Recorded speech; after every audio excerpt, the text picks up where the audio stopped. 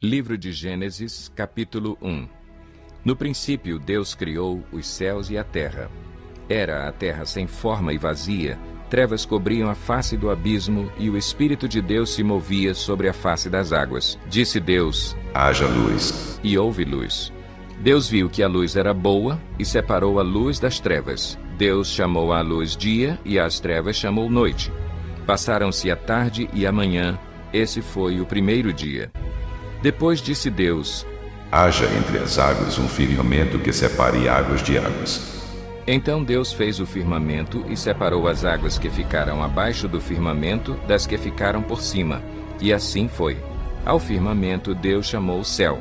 Passaram-se a tarde e a manhã, esse foi o segundo dia. E disse Deus: ajuntem-se num só lugar as águas que estão debaixo do céu, e apareça a parte seca. E assim foi. À parte seca Deus chamou terra, e chamou mares ao conjunto das águas. E Deus viu que ficou bom. Então disse Deus: cubra-se a terra de vegetação, plantas que deem sementes e árvores cujos frutos produzam sementes de acordo com as suas espécies. E assim foi. A terra fez brotar a vegetação, plantas que dão sementes de acordo com as suas espécies, e árvores cujos frutos produzem sementes de acordo com as suas espécies. E Deus viu que ficou bom. Passaram-se a tarde e a manhã, esse foi o terceiro dia. Disse Deus: haja luminares no firmamento do céu para separar o dia da noite. Sirvam eles de sinais para marcar estações, dias e anos, e sirvam de luminares no firmamento do céu para iluminar a terra. E assim foi. Deus fez os dois grandes luminares, o maior para governar o dia e o menor para governar a noite. Fez também as estrelas. Deus os colocou no firmamento do céu para iluminar a terra, governar o dia e a noite e separar a luz das trevas. E Deus viu que ficou bom. Passaram-se a tarde e a manhã, esse foi o quarto dia. Disse também Deus: encham-se as águas de seres vivos e voem as aves sobre a terra, sob o firmamento do céu. Assim Deus criou os grandes animais aquáticos e os demais seres vivos que povoam as águas, de acordo com as suas espécies, e todas as aves de acordo com as suas espécies. E Deus viu que ficou bom. Então Deus os abençoou, dizendo: sejam férteis e multipliquem-se, encham as águas dos mares, e multipliquem-se as aves na terra. Passaram-se a tarde e a manhã, esse foi o quinto dia.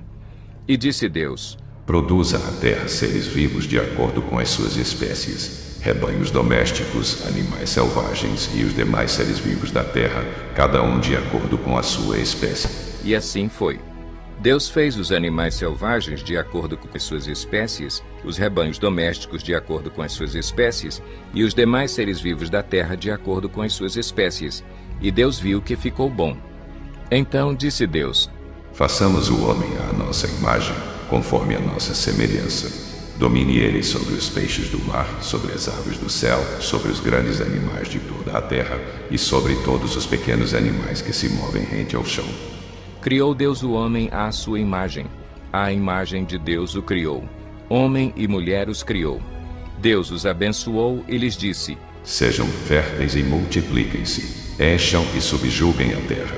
Dominem sobre os peixes do mar, sobre as aves do céu e sobre todos os animais que se movem pela terra.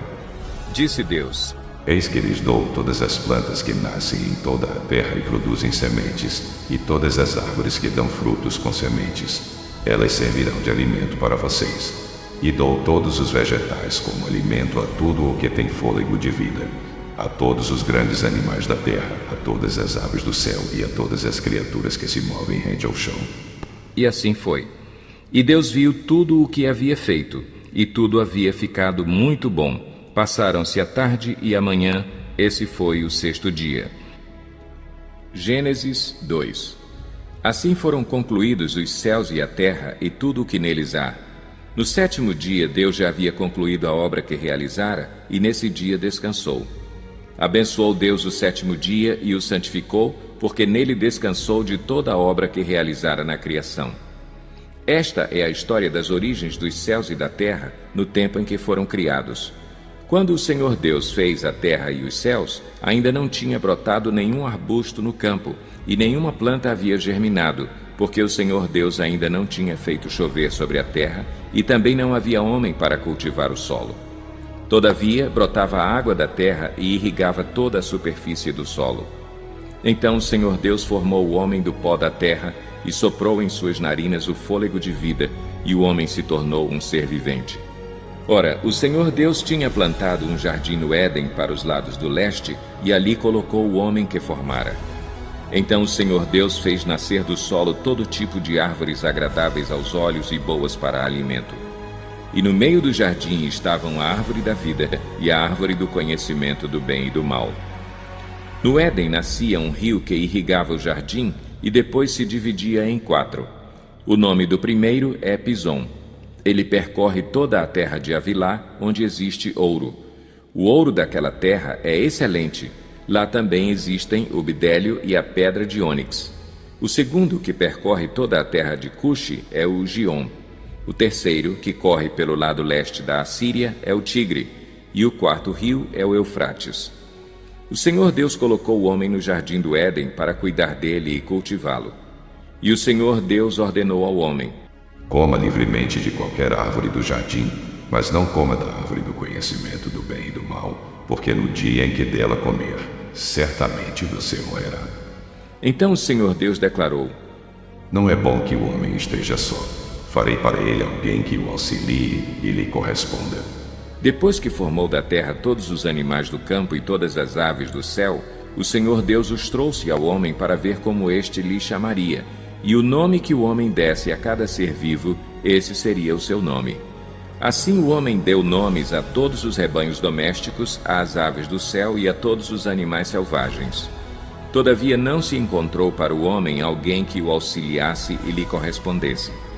Então o Senhor Deus fez o homem cair em profundo sono e, enquanto este dormia, tirou-lhe uma das costelas, fechando o lugar com carne. Com a costela que havia tirado do homem, o Senhor Deus fez uma mulher e a levou até ele. Disse então o homem: Esta sim é osso dos meus ossos e carne da minha carne. Ela será chamada mulher, porque do homem foi tirada. Por essa razão, o homem deixará pai e mãe e se unirá à sua mulher, e eles se tornarão uma só carne. O homem e sua mulher viviam nus e não sentiam vergonha. Gênesis 3. Ora, a serpente era o mais astuto de todos os animais selvagens que o Senhor Deus tinha feito. E ela perguntou à mulher: Foi isto mesmo que Deus disse: Não comam de nenhum fruto das árvores do jardim? Respondeu a mulher à serpente: Podemos comer do fruto das árvores do jardim, mas Deus disse: Não comam do fruto da árvore que está no meio do jardim, nem toquem nele. Do contrário, vocês morrerão. Disse a serpente à mulher: Certamente não morrerão. Deus sabe que no dia em que dele comerem, e seus olhos se abrirão, e vocês, como Deus, serão conhecedores do bem e do mal. Quando a mulher viu que a árvore parecia agradável ao paladar, era atraente aos olhos e, além disso, desejável para dela se obter discernimento, tomou do seu fruto, comeu-o e o deu a seu marido, que comeu também. Os olhos dos dois se abriram e perceberam que estavam nus. Então juntaram folhas de figueira para cobrir-se. Ouvindo o homem e sua mulher os passos do Senhor Deus que andava pelo jardim quando soprava a brisa do dia, esconderam-se da presença do Senhor Deus entre as árvores do jardim. Mas o Senhor Deus chamou o homem perguntando: Onde está você? E ele respondeu: Ouvi teus passos no jardim e fiquei com medo, porque estava nu, por isso me escondi. E Deus perguntou: Quem lhe disse que você estava nu? Você comeu do fruto da árvore da qual lhe proibi comer?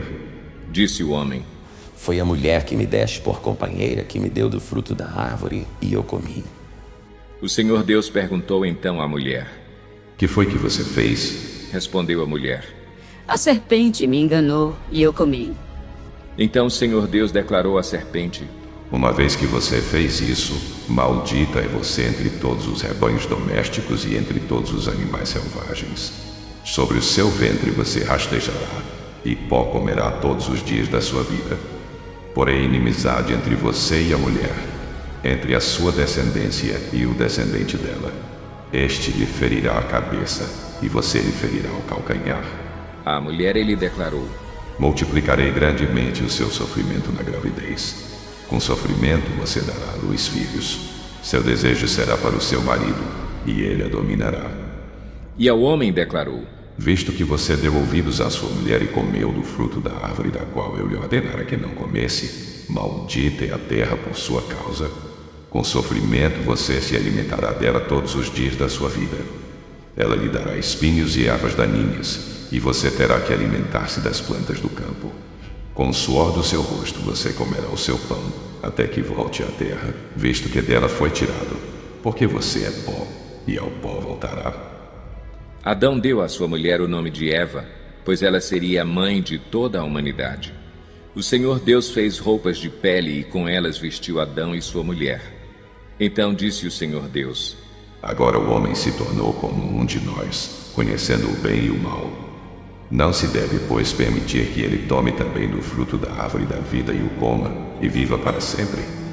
Por isso o Senhor Deus o mandou embora do jardim do Éden para cultivar o solo do qual foi tirado.